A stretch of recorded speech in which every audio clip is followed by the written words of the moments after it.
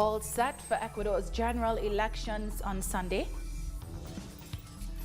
Vaccinations has World now Health overtaken Organization the chief number reiterates of call for reported COVID-19 infections. vaccine solidarity. In one sense, that's... And fighting in northern Mozambique displaces hundreds of thousands.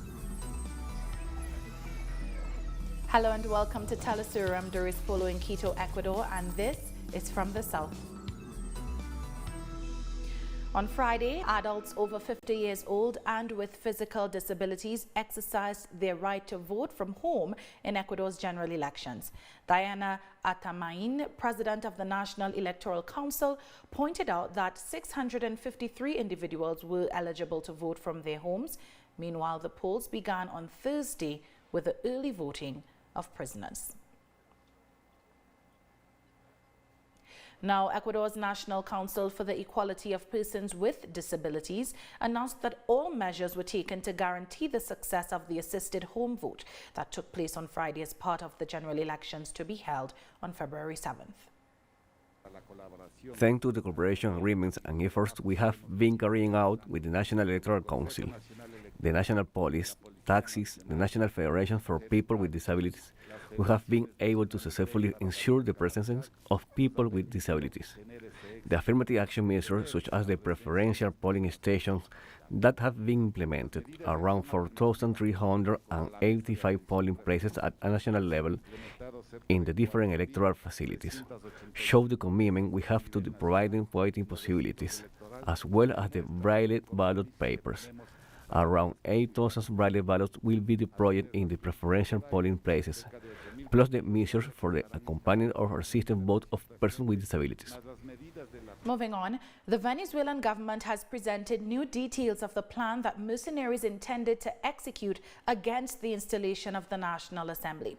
During a media conference on Friday, the president of the National Assembly, Jorge Rodriguez, presented the confession of Richard Alberto Griet, a former worker of the Assembly who was arrested and charged with the crimes of terrorism, treason, and illicit association after he tried to place explosives in the administrative headquarters of the Assembly and in the Parliament building. In a statement, the detainee confessed that he was contacted in mid-2020 by Colombian intelligence agents who offered payment for several acts of sabotage in the country.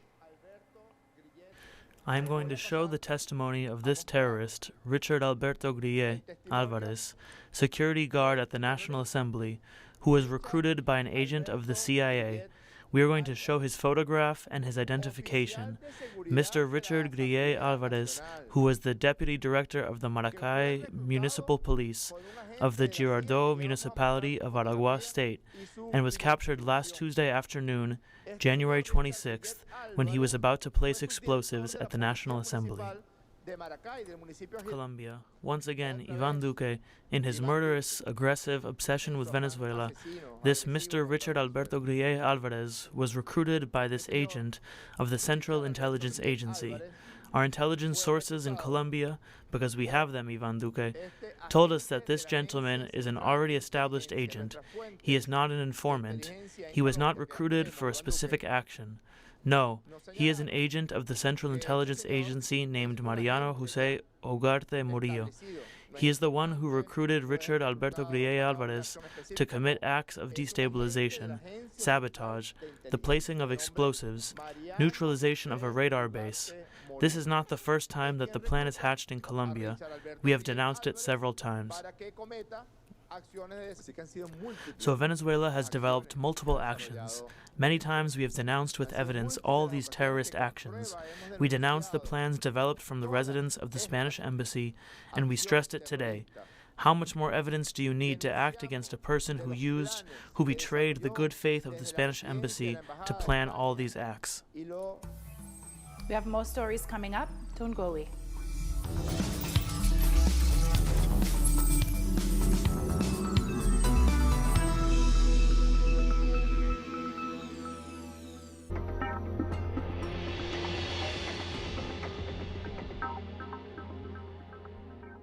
Hola, ¿qué tal? Sean todos muy bienvenidos a Vidas.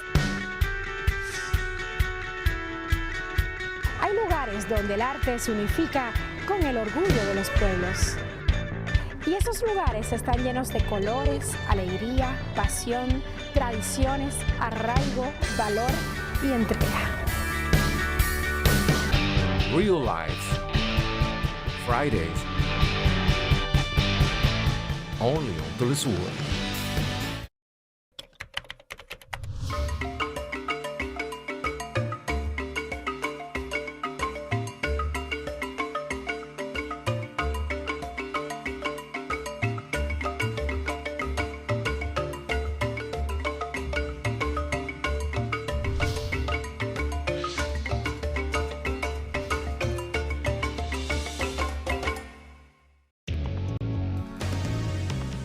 A review of the world news that investigates, incites analysis and induces criticism, because every event has a context. Pusimos el punto en él. Dot in the I. Saturday. Only on teleSUR.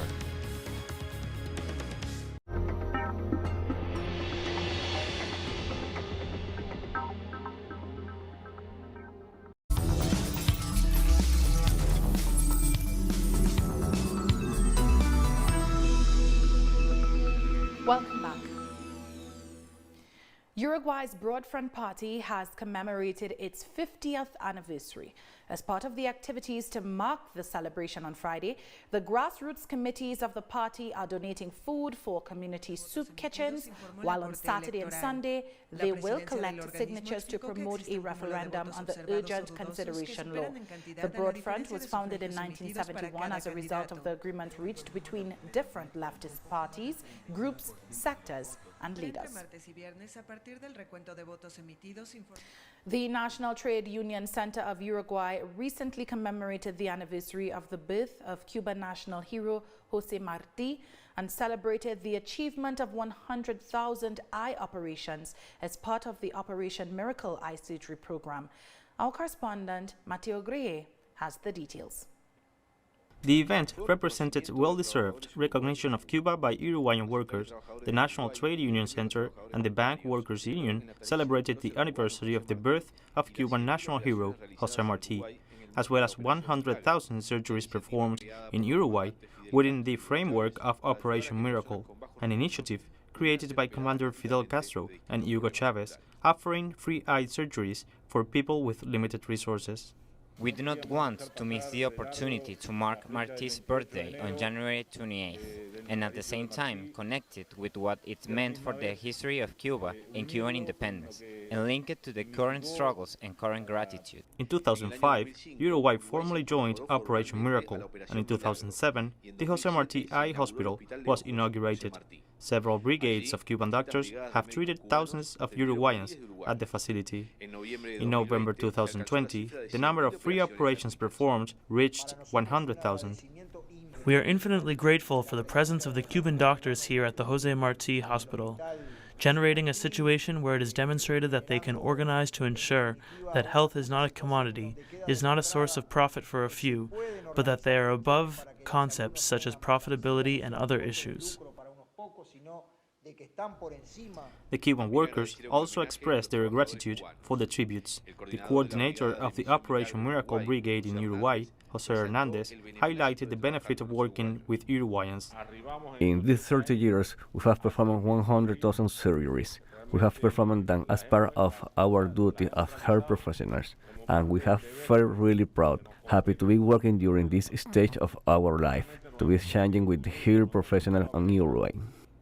The event, organized by Uruguayan workers, not only served to commemorate the anniversary of the birth of Jose Marti and to celebrate the 100,000 surgeries offered under Operation Miracle, it was also announced that Uruguayan workers are joining the global campaign calling for Cuba's Henry Reeve International Medical Contingent to be awarded the 2021 Nobel Peace Prize.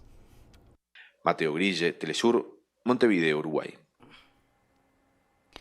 The government of the Brazilian state of Minas Gerais and private mining company Vale reached an agreement on compensation for the social and environmental damages caused by the dam that collapsed and created a toxic spill in 2019 in the municipality of Brumadinho. According to the agreement, the mining giant committed to paying $7 billion in compensation for the damages caused. The amount represents $4 billion less than was initially demanded by the government from the company, which will not be responsible for removing the toxic waste from the area. The negotiations left out the families affected by the incident, who stressed the deal does not represent the reparations they are demanding. The dam collapse, which claimed the lives of more than 200 people, occurred in January 2019 and saw toxic mining waste contaminate and destroy the municipality of Brumadinho. Well, the Brazilian city of Rio de Janeiro has suspended its world-famous carnival parades for the first time due to the COVID-19 pandemic. The mayor of Rio de Janeiro, Eduardo Paes, said that the state does not have the time or the right conditions to hold the carnival this year. Previously, the Carnival Samba schools expressed their support for the postponement of the most famous street festivities in the world due to the unsafe conditions. State authorities warned that if the decree banning carnival activities is not complied with, they will confiscate equipment and musical instruments. Despite the fact that Brazil has started its vaccination campaign, the country faces one of the highest rates of infection and deaths due to the coronavirus in the world.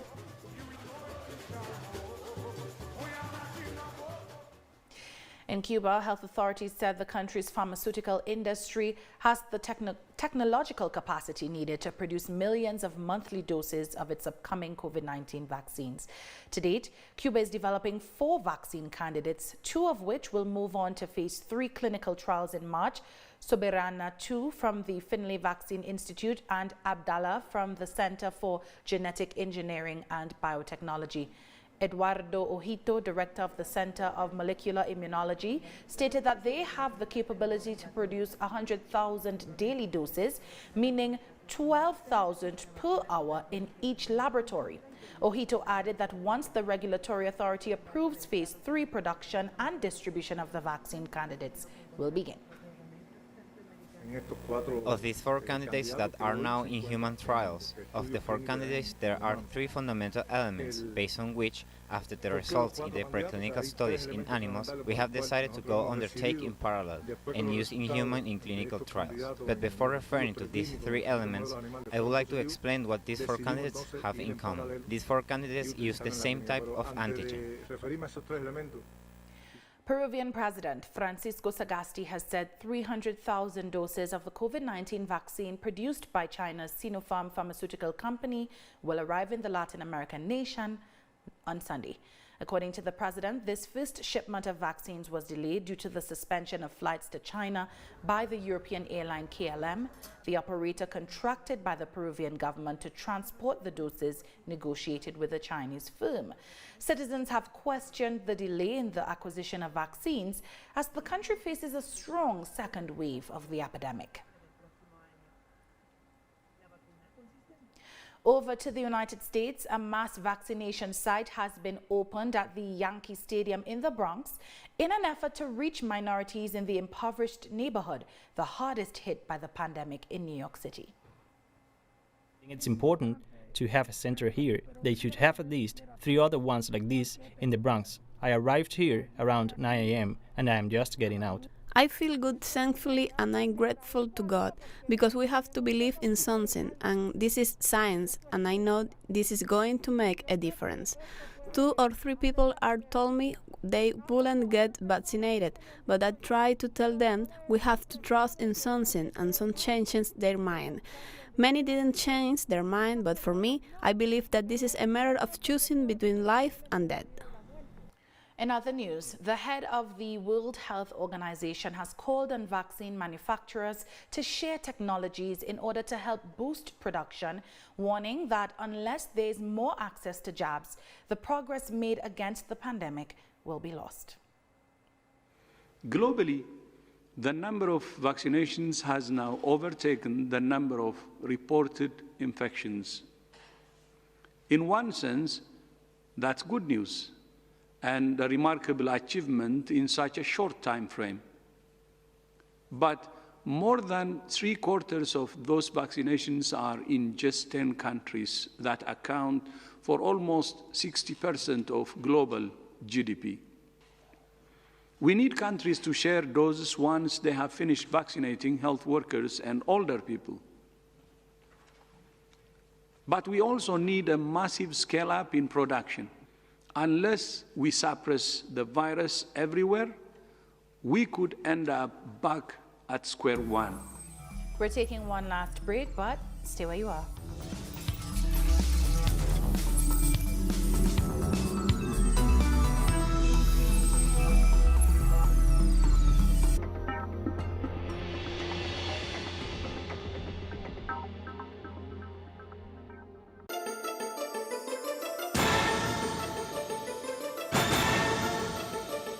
Who's moving the chess man? What interests and motivate the actors behind each event? What's at stake? Critical Move investigates every event from Monday to Friday, only on teleSUR.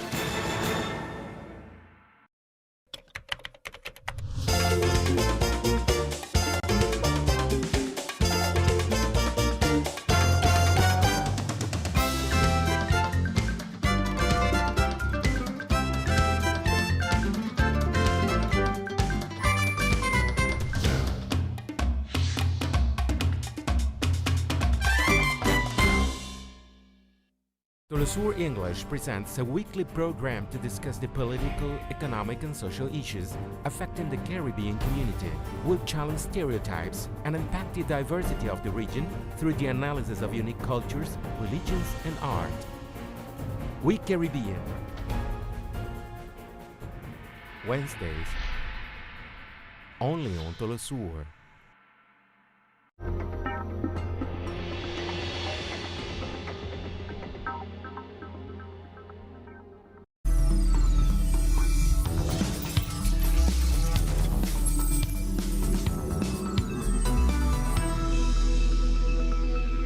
Welcome back. On Friday, the European Union's High Representative for Foreign Affairs and Security Policy, Josep Borrell, met with Russian Foreign Minister Sergei Lavrov in Moscow. This was the first visit to Russia by an EU High Representative since 2017. Among the issues discussed by the two diplomats were the importance of continued implementation of the Iran nuclear deal, climate change, and the global response to the coronavirus pandemic. Referring to COVID-19 and the need for vaccines, the top EU diplomat hailed the success of Russia's Sputnik V vaccine and said he hoped it could be certified for use in the bloc. And speaking after the meeting in Moscow, Borrell said the EU continues to reject the United States blockade against Cuba and hopes U.S. President Joe Biden will soon overturn his predecessor's decision to designate Cuba a state sponsor of terrorism. Regretted very much the designation by Trump to include Cuba as a country supporting terrorism. They take this decision on the last hours in office. And we consider, and I want to use this opportunity to insist, that we strongly regret this kind of decisions, and we expect that the new administration will bring things back to the situation previous to this decision taken on the last minute by the Trump administration, which is going to create a lot of difficulties to the Cuban people and to the trade and economic relationship between the European Union and Cuba. China's Foreign Ministry spokesperson Wang Wenbin has said that the country welcomes the extension of nuclear arms control treaty between the U.S. and Russia for 5 years. China welcomes the 5-year extension of the New START by the United States and Russia. It will help maintain global strategic stability, promote global peace and security, and meet the shared expectations of the international community. At the same time, the United States and Russia hold the largest nuclear arsenals, with their combined nuclear weaponry accounting for over 90% of the world's total. The two should follow international consensus, uphold their special and primary responsibilities to nuclear disarmament, and further substantially slash their nuclear stockpile in a verifiable, irreversible, and legally binding way to create conditions for ultimately comprehensive and complete nuclear disarmament. Palestinian authorities have welcomed the decision by the International Criminal Court recognizing Palestine as a state party to the court. Palestinian Prime Minister Mohammed Shtayyeh welcomed the decision, which opens the possibility of investigating Israel for alleged war crimes in the occupied territories. According to the Palestinian leader, the decision is a message to the perpetrators of crimes that their actions will not go unpunished. He noted the decision is also a triumph for the court itself, which thwarted Israel's attempts to politicize its deliberations. The pretrial chamber, one of the International Criminal Court, decided by majority that the court's territorial jurisdiction in the situation in Palestine, a state party to the ICC Rome Statute, extends to the territories occupied by Israel since 1967, namely Gaza and the West Bank, including East Jerusalem. Israeli Prime Minister Benjamin Netanyahu rejected the ruling, calling the court a political body. Moving on, delegates from Libya's warring factions have selected new leaders to guide the North African country through two national elections in December. The move is seen as a major step towards unifying a nation with two separate governments in the East and West. 74 delegates chose a list of candidates in a United Nations hosted process aimed to give balance to regional powers and various political and economic interests. Mohamed Younes Menfi, a Libyan diplomat with a support based in the country's east, was chosen to head the three-person presidential council. Meanwhile, Abdul Hamid Mohamed Debia, a powerful businessman backed by Western tribes, was chosen as interim prime minister. The winning ticket that won 39 votes for the presidency of the Presidency Council, Mr. Mohamed Younes El Menfi. On behalf of the United Nations, I am pleased to witness this historic moment. The political crisis in Tunisia continues to worsen after President Kais Saied refused to recognize the ministerial cabinet appointed by Prime Minister Ikram Mechichi. President Saied claims that some of the appointed ministers, who have also been approved by Parliament, are implicated in acts of corruption. On the other hand, the head of the Heart of Tunisia party said he fears that a civil war could break out, while condemning the acts of violence seen in recent days and the weakening of institutions. Shifting gears now, tens of thousands of people have set up makeshift camps in the Cabo Delgado area of Mozambique after fleeing from extremist violence in the northern region of the country. Since the violence began in 2017, more than 2,500 people have been killed and over 500,000 have been displaced. The displacement camps are now dealing with another problem, an outbreak of cholera due to the unsanitary conditions. Health officials say there are also problems with malnutrition and malaria. Cabo Delgado has the highest rate of chronic malnutrition in the country, with over half of its children malnourished. How we are going to get out of this situation? We have not had any help. We are not living well. As you can see, sometimes we eat, sometimes we don't. We are really suffering. When they come, they cover their heads. You can only see their eyes. I didn't recognize them. First of all, it was Salima. She was picking mangoes when they kidnapped her. The second was Aiwa. She went to get water and they took her away. And with that, we've come to the end of this news brief. You can find these and many other stories on our website at telesurenglish.net. And join us on social media, Facebook, Twitter, and Instagram. For Telesur English, I am Doris Polo. Thank you for watching.